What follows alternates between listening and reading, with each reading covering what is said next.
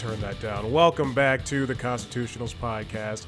I'm your host, Chad White. If you didn't know, this is the premier podcast for the website, cpluscomedy.com. Like I just said, it's a website. Go there. Did I come in too early on the song?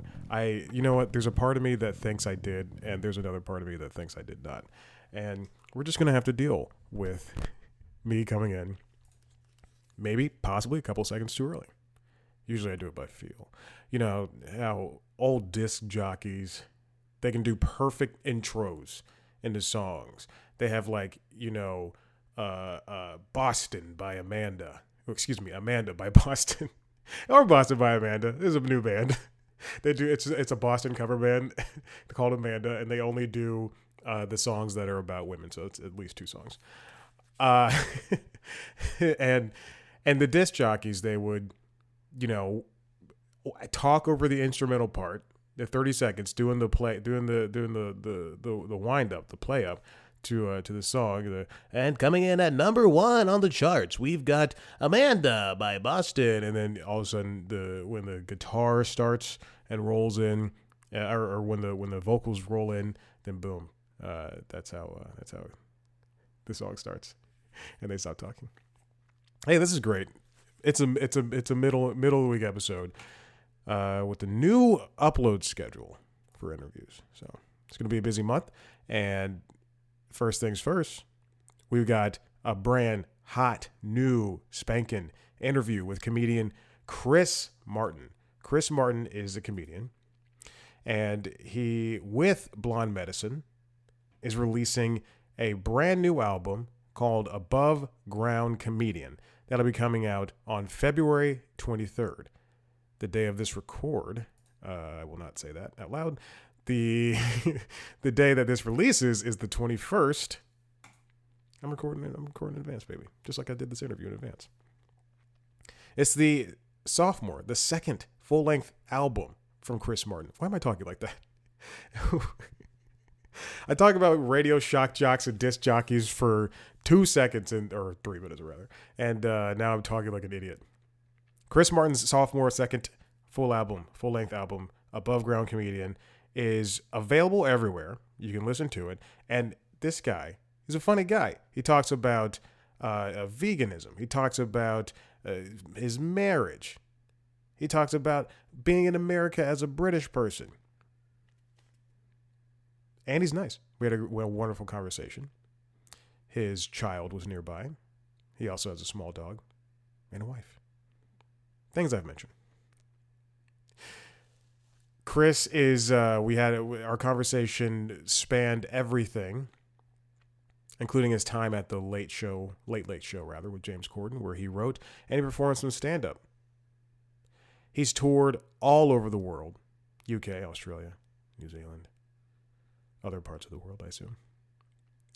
He's appeared on your television sets in the aforementioned Corden show, as well as I Think You Should Leave on Netflix, which is one of my favorite shows. His first original podcast, the Carl and Chris Comedy Podcast, this is what I'm reading, was invited to be a part of Bill Burr's podcast network, All Things Comedy. That's crazy. Wow. He also wrote on XO Kitty on Netflix. Our conversation was fun. We chatted about everything we possibly could. You see, I tried to, we cover the album. We cover the album. That's great. That's fine. But also we cover why this man's in comedy, why he does the thing he does, why he does the things he does, how he goes about writing, what happens after the relief felt of delivering these jokes and then working past and finding more ways to do other jokes and everything. And writing with his wife, which is also something that you would think a lot of people do. They would, write with the person that they are betrothed to. But she was betrothed. But not a lot of people do that. So I'm glad I was so happy to talk to Chris about that and how they kind of fell into it. Because they kind of just did. She's an actor. And then they said, hey, let's do it. Like I said, it's Chris Martin, Above Ground Comedian. It's out on February 23rd. You can pre-order it now, or no, sorry, the day this drops. Yeah, you can pre-order it. Pre-order it the day this drops, and you can even buy it or listen to it wherever you get comedy, audio comedy specials. Spotify, Apple Music, YouTube Music, the rest. If you want to check out Chris Martin and all that he has to offer, you can go to chrismartincomedy.com, which is, we did talk about that in the episode, and we talked about how I've been trying to get my name, my website, because I do have multiple websites, but I've been trying to get my website away from a adult film star as well as a landscaper down in Florida. So there's that. You can follow Chris on Twitter, Instagram, TikTok, and Facebook at Chris Martin Comedy. And then on the Facebook one, it's Chris Martin Comedy Fan. Chris Martin's a funny guy, and I'm so glad I got a chance to sit down with him. I'm going to pull my headphones off, apparently, as I reach to go and warm up the transitional music. If you want to watch a video version of this interview, you can head to youtube.com/C+comedy, where there's other things, including video versions of the mainline podcast, The Constitutionals, as well as video versions of Late Night Lately and LinkedIn Logs. Late Night Lately is the late show podcast. The late show pod. I don't know. It's a late night podcast. I completely forgot what the tagline was. And then LinkedIn Logs is the business podcast, baby, where I talk about jobs and everything. It's not as serious as it sounds. You can listen to those wherever you get podcasts. You can follow us on TikTok, Instagram, Twitter, Facebook, at C Plus Comedy, me at Chad Black White, and let's go over to Chris Martin right now. I probably should have started this sooner rather than later because this is 30 seconds long. All right. Enjoy my conversation with comedian Chris Martin. Bye.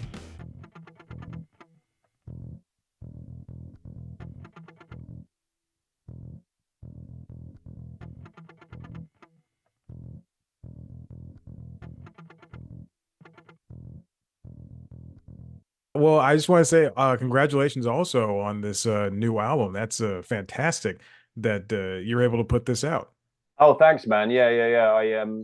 I was excited to do it. The baby was coming, and I was like, oh, I have this material. I want to do it because I was more like, once the baby comes, the material will change and feel different. So I was like, all right, let's get this recorded. So yeah, I was happy, and got to do it in DC, where they're a nice, savvy crowd. Yeah. So yeah, it was really fun. Thanks, man. What how did it feel when you were finally able to just get this weight off your shoulders of all this stand up that you've been building up for the past couple of years? Yeah, it's weird. It's like you feel you want it to go well, the recording. You're still like enjoy. You want to have that fine line of still enjoying the bits, but like you're not bored of them. You're also ready to say goodbye to them. I think so. Like some of it, I was just starting to feel was like um joke about vaccines, and not it's not like very COVID heavy because I feel like the COVID material became very boring very quickly. But just that, and then a couple of stories. I was like, okay, yeah, these feel.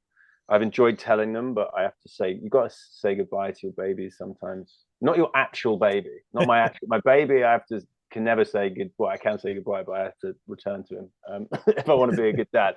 But the stand up was like, yeah, this is good. Let's get it out there. And now I'm in this bit of like, oh, I need to come up with a new hour, and Mm, it's exciting, but also you're like, oh, some of the bits aren't as good as the old bits. yeah. So it's a whole process. When did so was it the child coming? Was it him that kind of, or them that sparked that prescient need to get the special going? Was it, or did you feel like you were ready at that point in time, besides having everything ready Yeah, to go? yeah. I think it was a bit of both. It was like I think like some people. I used to do like an hour every year when I was doing Edinburgh Festival. And I think some comics, I was like, I could do an hour every year, a whole new hour. And then some comics were like, I think Bill Burr once said it's like he does it one every 2 years because he has more life lived to talk about. And I think I'm on the same scale. I think this is coming out almost exactly 2 years after my last album. So that does make sense. Yeah, I feel like 2 years I like hit the point where I'm like, okay, cool. I've got the stuff in that nice level of like finessed and good. But it's ready to say goodbye. But then weirdly, as soon as I recorded the album, some of those stories I found like extra little jokes. I was still doing them for a couple of months, and I was like, oh man, I should. There was like another couple of months in this, Yeah. but maybe that's because you take the pressure off when you don't have the album to record. You suddenly go, oh, this actually, there's you kind of play with it more, I guess. Yeah. Well, we're now in this world of uploading things to TikTok and Instagram and having to have constant videos come out on basically on a daily basis. I know. You could always take those jokes and those extra bits from the jokes and just, go out and go and do an open mic while you're doing new stuff, bring in an old joke and then throw in that new stuff with it to see if it still works. I mean, but I don't do stand up, so take that as you will. No, no, no, that's right. You are right though. You can nowadays, it's like the good and the bad of it is you can record anything and everything and put it up. It's always that fine, like, yeah, I'm always in that weird, not a battle, but like I want to put stuff up, but you also, I think sometimes it's hard. You want to have some level of quality control, Mhm. and I think sometimes people just throw any old bit up, and I'm like, oh, is that the best version it could be? Sometimes people care, sometimes people don't care, um, but maybe yeah, we're always fighting our own battle in our heads about like how good the bit can be. Yeah. But yeah, you're right. I can still breathe new life into it in a different form. Well, how do you know when a video is ready? When it's something that, hey, I can put up this 30, 40 second clip and this is going to be something that performs well versus that quality control part where you go, I don't know if this is good or if I should put up this crowd work or if I should put up this actually written down thing. Yeah, I'm the crowd work stuff is I've put up a couple, but I'm that specifically, I'm a bit like I feel like the quality control on crowd. I think it's making audiences worse actually because I think they're going to be in a crowd work clip, so they start shouting out and saying stuff. Yeah. And it becomes some people are very good at crowd work, but a lot of it is just quite like lowest common denominator. So and like I can do like I'm coming from the UK, I can do crowd work because the audience heckle a lot in the UK. So I'm used to it and I can do it, but I just find it I feel like when you're doing it and it's hard to be present when doing it, if that makes sense. It's like feel Yeah. like people are doing it now for the internet. Yes. Um, and that's what I'm trying to still do my stuff, enjoy making the good bit, and then sometimes something I'll make it and I'll be like, oh, that's a funny bit, and then I start to go. Some of the stuff I'm like, I don't think I want to keep that for like a full hour, like a new hour. I go, it's not quite enough. And then sometimes I'll put it up, but then sometimes I'll be like, oh, I think this is just really like a good concise joke, and it will work well online. So it just Yeah. varies, man. It varies. Now, your namesake, you play with it.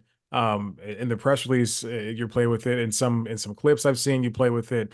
Does that get annoying for you to have this kind of a common name, and then people to be like, "Hey, you get a great name, the name like the I Coldplay thing." know, I know. I'm just so used to it now. I should have changed my name so long ago, and I just didn't. I think I must have just thought I will become as successful or well known as the other Chris Martin. But I'm just so used to it. I used to be like I have to do a joke on stage about it. And now in America you less have to, in the UK I kind of had to do it more. Yeah. Now I just don't bother mentioning it, and then if someone shouts something out, then I'll say something. But because it's like I'm so used. For me, it's not a novelty. So I'm like, I don't need to get this out of the way. I'll just go and do some stand up, and people will laugh if they like it or whatever.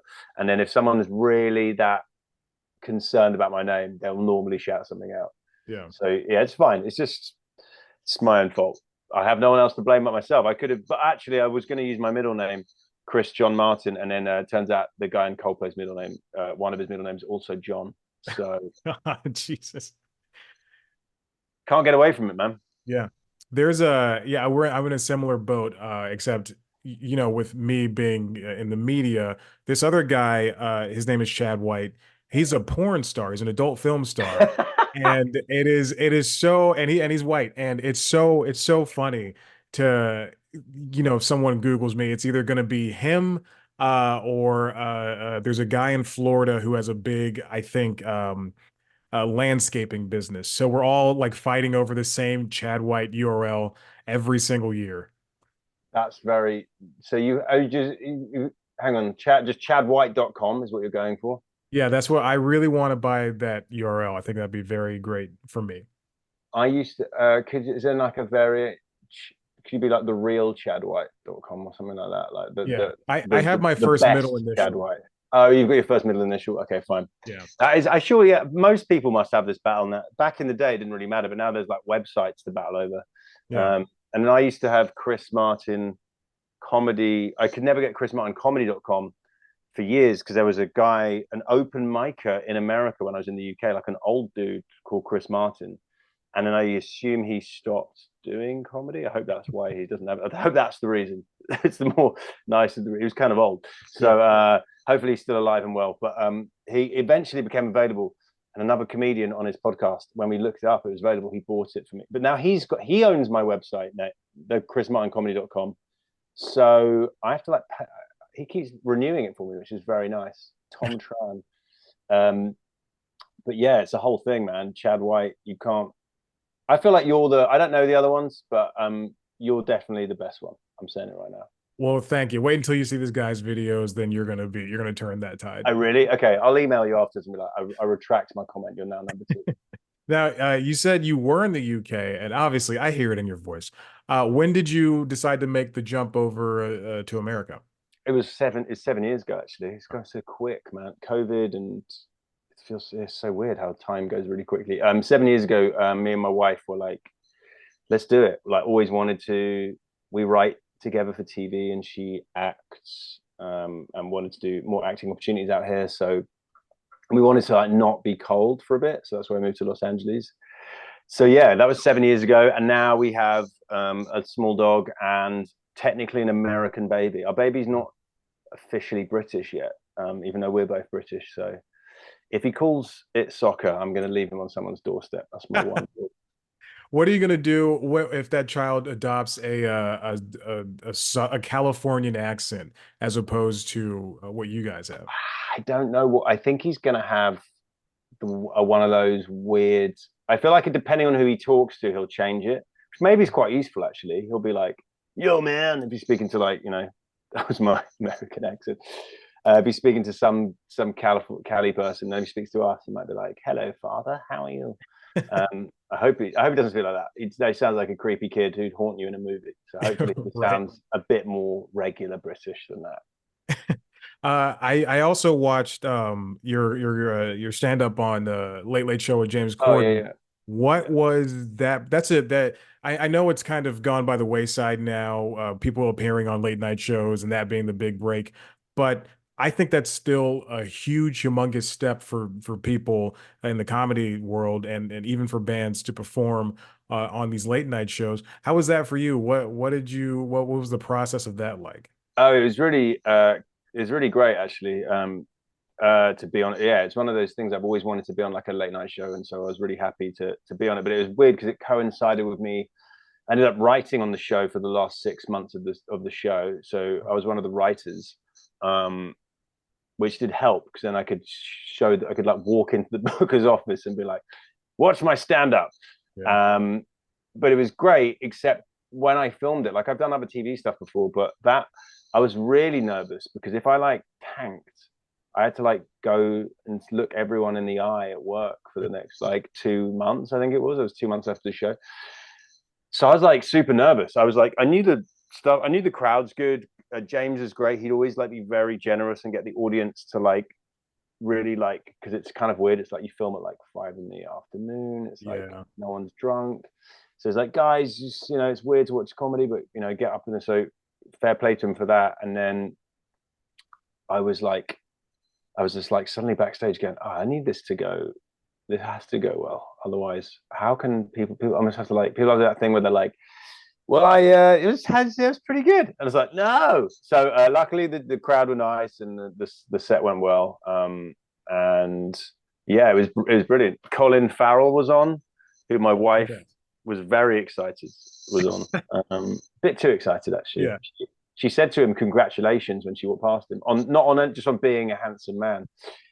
So yeah, the thing went well, and my wife didn't leave me for Colin Farrell, so it was really nothing could have gone better.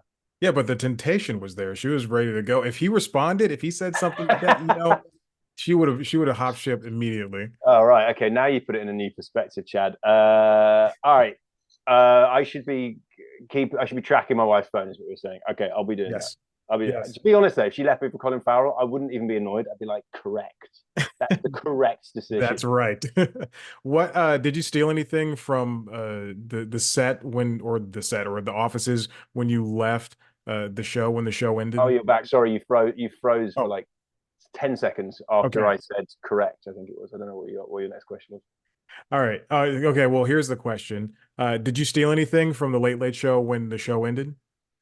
Do you know what? I didn't steal anything because Corden gave us a really nice box of goodies. And one of the things he gave all of the staff, which is pretty cool, was in the last show, they smashed the desk up as like a bit with Will Ferrell. Yeah. He actually gave everyone a bit of wood from the desk, which is really cool. So I've got a bit of Late Late Show desk in my house. Did I steal anything else? I mean, I'd steal a couple of snacks from the little kitchen, because I'm sure everyone does that at work, though, right? If there's free snacks, you've got to take a couple of snacks. But that was it. Yeah. Sorry, I wish I'd stolen something. Now you say it, I should have stolen something more important, but I make sure to steal something from every job I work. I just finished up with CNN. You're right, I did take some snacks, and also I just took one of the ends, and I'm gonna place it somewhere. I don't have a lot of room in this apartment, but you didn't take it. You serious? You took an N from CNN? Oh no, I didn't. No, I didn't. Take right. I was like, mate, that's a big thing to admit. CN. It's just called CN. No, I think taking perishable goods doesn't really count as theft, but you got to steal a pen normally. I mean pens, stationery and perishable goods. That's fine. But yeah, if I just admitted to stealing something really significantly funny, I stole a person. I've kidnapped a member of staff and they're in my house. You took CC Pleasance from her desk. Yeah, I did. Yeah. So writing for late night and then also doing your own stand-up, how was that for you? How do you balance writing in someone else's voice and then writing in your own voice and trying to make jokes work for both sides? Oh, it's definitely its own thing. Your brain is, all day you're thinking of jokes for someone else, which is like challenging in a good way, but it's very rewarding when you get your jokes on the air, so that's cool. And then generally your brain is pretty fried, so trying to think of jokes yourself is hard, but then it becomes like that's the walking the dog time or in the car. I can't sit down and write jokes to myself when I've been writing other stuff all day, so it's like walking the dog or in the shower or in the car, something will pop into my head, I'm like, just jot that down, and then when you do shows, you're like, oh, I'll try this bit. And that's kind of like, that's the unpaid hobby at times. Yeah. Whereas the paid work, you've got to really put your effort into making it for somebody else. It wouldn't work if I was just writing jokes for myself. And I'll be honest though, sometimes I did pitch some jokes that I would have found funny, but would not have quite fitted Corden's voice. So they didn't get on the show. There you go. Yeah, well, that makes sense. I write down sketch ideas all the time in case SNL ever wants to give me a call. Mm-hmm. And I always, you're right. Like that is the point when you're working and you're separating that work and you only have the free time to not sit down and write for yourself. It's walking the dog, taking the shower. That's when the best things come to me. Like it's 5 o'clock in the morning. I'm going to the gym and I have this out of this out of this world idea that I think will be funny, like Doc McStuffins gets sued for malpractice, and that's a funny bit to me, and I write it down, and then I move forward and I try to come up with same funny things like that. But yeah, I can't sit down and write something funny and have it be funny. It just has to come to me in a moment when I'm not paying attention. That's definitely the what did somebody say to me? If in doubt, this is my therapist. This is very LA. If in doubt, live the question, and the answer will, and you will grow into the answer. That's it. Which is quite good advice. I'm never quite sure if I understand what he means, but I take it as like just go and live life, and then the answer will kind of come to you, which is pretty true. Sometimes I'll wake up and I'll have the clearest idea, like it's been in my brain, and I'll write down, this is amazing, this is so good, and then it will be absolutely dog shit. So it's just like I'm just so like 5 a.m. I'm like, so this is, why has no one done this before? This is genius. Yeah. And then it's often bad. But somebody said this to me recently, like, ideas are easy, but the execution's hard, which is kind of disheartening, but it's kind of true, because you'll be like, that's a funny idea. And it's like, all right, well, what's the fleshed out version? I'm like, I'll have to go and that I have to sit down and work out. Yeah. But the initial ideas, I do think they pop up Yeah. in fun places. Now you mentioned in passing that you write with your wife. How did was she always somebody who you wanted to perform with and write with, or did you grow organically into that? Definitely the latter, because she started as an actor and I started as a stand-up, and then I was trying to write scripts, get into script writing stuff, and I never found any comics, like comedians, who I would like align with work ethic wise and time wise. So she pitched, why don't we write together? And I was like, nah. I was just like, I just thought it wouldn't work, because it's like too much of the same thing. But bizarrely, like after a few weeks of just like working each other out, is great. She is got a brilliant brain for writing. She, coming from acting, she's amazing at dialogue and just really good at like knowing why something doesn't work or should work, and emotionally how to get from A to B. And like me coming from comedy, initially come with the comedy stuff, but then now it's kind of blended into, yeah, we both kind of tag in on different bits. And so yeah, it's also, if you just live in the same house, you can't like call in sick from, you can't just bail on the person for work. Yeah. She's like, just go to the computer now and write. I'm like, okay, I'll do that. But yeah, no, I'm very lucky actually, that we have the same sensibilities, and we don't hate each other. Now, does she ever inform your stand up, and also with this new child, is he gonna inform any of that? Yeah, I mean, she does inform it.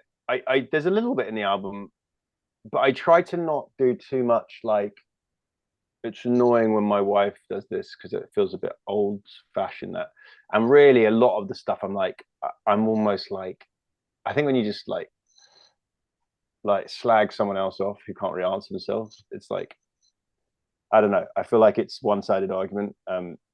Normally it'll be like, it's weird that she does this. I'll be like, oh, it's because I did this and I'm an arsehole.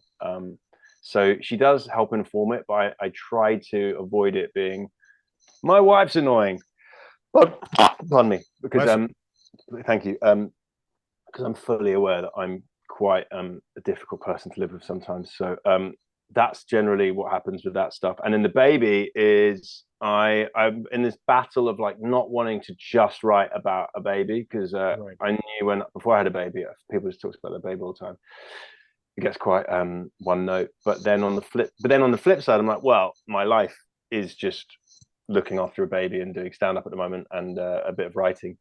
So that's a lot of the bits are coming that way. So then the challenge is, okay, how can I make the baby based bits different or interesting enough that people, whether you have a child or not, will find it funny. And then if they don't find it funny because they have a child, then that's fine, and that's not the audience. I can only really talk about what's going on in my life.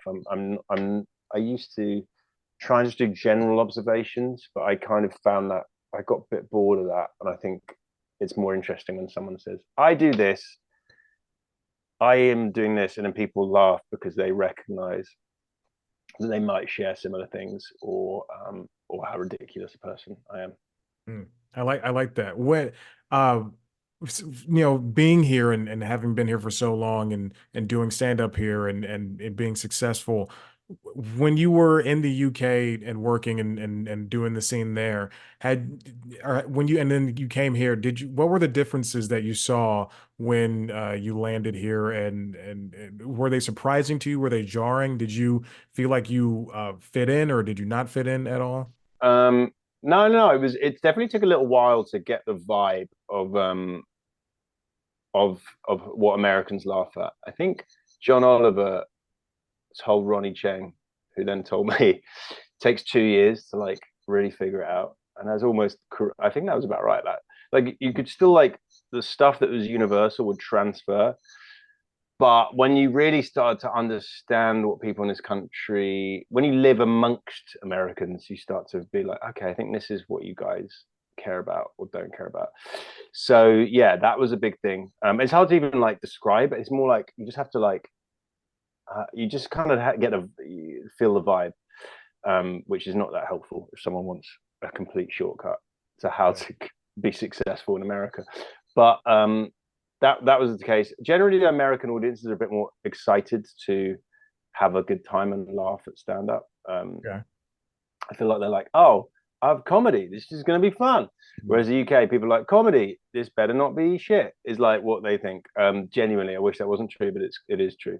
Apologies if I can't swear on it. I have sworn. You can say whatever you want. Doesn't matter. Okay, good. We don't really swear on my album, but I'll swear in this interview, Chad. So that's that's kind of the vibe. And then and just in Los Angeles, like just gigs. In London when I did stand up, you don't ever really do stand up above a pub or in a comedy club. Then come here and people are doing stand up, in the back of people's vans and like in a playground and just weird places. But sometimes it's fun. It's fun to do something different. But sometimes I'm like, this would be better if it was in an actual comedy club with the correct acoustics. But it's all good. Anyway, you get to tell jokes is a privilege. What kind of going around and touring very shitty cities in the United States, what have you seen that's surprised you the most? Like if you went to Poughkeepsie, Idaho or Iowa or middle America, and you just saw like cow dung in the middle of the streets. What's been something that you went, this is the not Atlanta, America's a weird place. Oh right, okay. Well, I'm personally going to say that I do not think of certain parts of America as a shithole, but as you said, but some bits are different. One thing I discovered is being vegan in most of America that isn't Los Angeles is very difficult. I asked someone in a restaurant, in a thing, I go, is that vegan? And they went, I don't even know what vegan is. I was like, all right, that's fair enough. I will leave. So there's that. What there's nothing like, I've not seen anything too like gross or anything. I've just seen, sometimes you're in a city and you're like, I have done everything there is to do in 7 minutes of being here, and that's more it is. It's like but that's the same in the UK. Once if you go to some cities, you're like, oh, there's loads of fun stuff to do. Some cities, I'm like, I guess I'm just gonna watch Below Deck in my hotel room all day. But that's just life on the road. But everywhere, I kind of like going. It's good to go different places because you're like, it's just fascinating. Because that's when you say like, I could easily go, Americans are like this.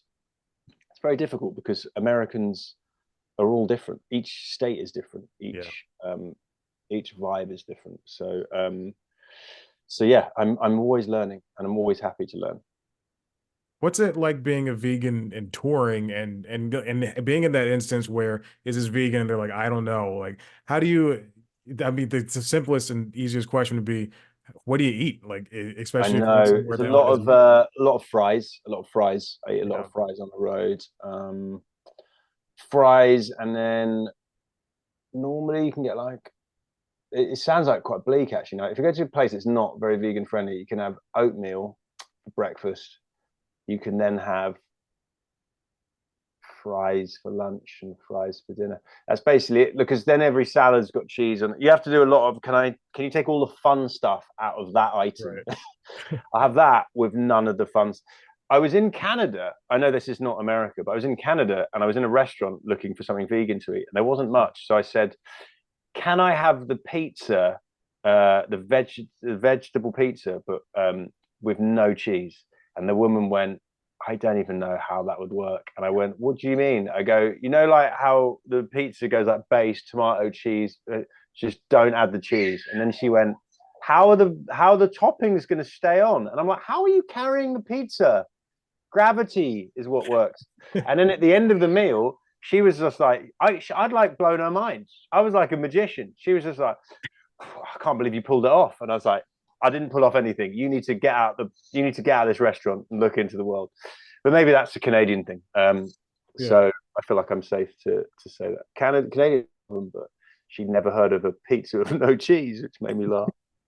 Well, I mean, to me, that makes sense because where I am in Atlanta, there's a lot of vegan places. We have a place called Slutty Vegan, and it takes the idea of an In-N-Out burger and like kind of just makes it but vegan, like a bean patty or whatever. And that makes sense, but I guess some people just can't grasp the idea that not everybody wants to have or can have the same type of diets around the world. No, that's true. I'm enjoying it now. The way people are trying to sell veganism is to make it as unhealthy as possible. Have you noticed that people are like, "Do you want to have a vegan thing? It's like as gross as a burger, but somehow there's no meat in it." Yeah. And so they're hoping that people are more into. They will park their animal hatred as long as the meal is very greasy and disgusting. But then a lot of the time it's very nice. I guess because if you just go, "Do you want to have vegan food?" and it's like a salad, that's very boring, isn't it? So like we all want to have something more fun in our life. But yeah, that's it, man. It's some people are not going to understand, and that's fine. I'm not trying to push it on anyone. Everyone eat what they want, but as long as they can have a pizza with no cheese, I'll be happy. That's all we're striving for. That's all I want in life. That's all I want in life. Yeah, our pizza with no cheese, our version of that. Yeah.